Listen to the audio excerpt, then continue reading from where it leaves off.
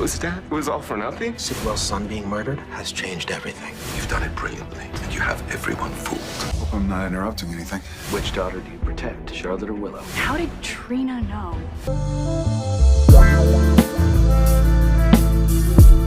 The drama in Port Charles is reaching a fever pitch this Wednesday, April 1st, as General Hospital plunges its residents into a web of lethal deception and impossible choices.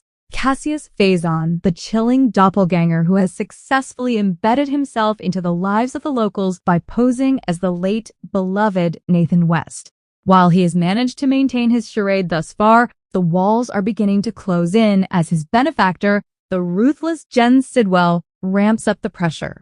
Make sure to like this video and subscribe to our channel. Sidwell is far from satisfied with mere mimicry. He is a man driven by a singular, burning desire to see Sonny Corinthos dismantled. On Wednesday, Sidwell will corner Cassius to praise his performance, perhaps even leaning into the fabricated narrative that he is Nathan's long-lost twin to keep the public's suspicions at bay. However, the praise comes with a heavy price. Sidwell issues new, high-stakes orders aimed at ensuring Sonny pays for perceived slights, leaving Cassius terrified. He knows that the more risks he takes to satisfy Sidwell's vendetta, the more likely his Nathan mask is to slip, exposing the Faison bloodline lurking beneath. While Cassius sweats under Sidwell's thumb, Nina Reeves finds herself trapped in a different kind of vice.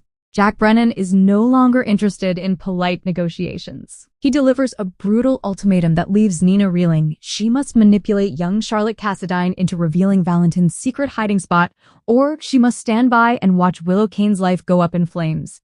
Nina is understandably horrified at the prospect of weaponizing her relationship with her former stepdaughter, but Brennan is cold and clinical. He makes it crystal clear that Nina's hesitation will be the very thing that seals Willow's tragic fate. For Nina, it is a choice between two daughters, and the clock is ticking toward zero. Over at the hospital, the atmosphere is heavy with grief and confusion. Lucas Jones is an emotional wreck, breaking down in front of Britt Westbourne as he grapples with the fallout of their failed scheme. The plan to secure Britt's freedom didn't just stumble, it ended in the grisly demise of Marco Rios. Lucas is haunted by the feeling that Marco's death was a senseless waste, and he initially suspected Sidwell was the executioner. However, Britt is ready to pivot the investigation toward a different shadow. She points a finger at the dangerous Ross Cullum, helping Lucas realize that they are dealing with a predator far more volatile than they ever imagined. Meanwhile, the legal and political landscape of Port Charles is shifting. Ezra Boyle seeks out Mayor Laura Collins to discuss the game-changing implications of Marco's death. Ezra warns Laura that with Marco gone, Sidwell's restraint has vanished. He believes Laura needs to stop worrying about the city for a moment and start worrying about her own survival. Despite Ezra's insistence that he is offering a strategic lifeline, Laura remains deeply skeptical.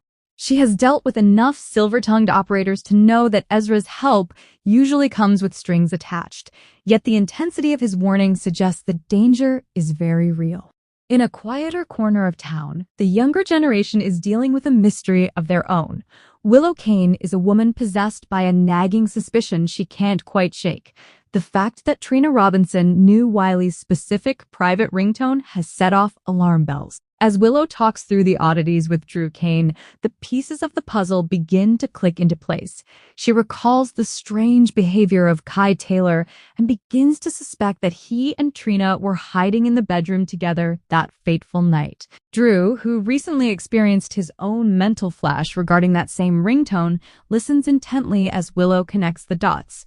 Nearby, Kai is paralyzed by the realization that they've left too many breadcrumbs behind. When Michael Corinthos finds him looking distracted and frazzled, he tries to get Kai to open up.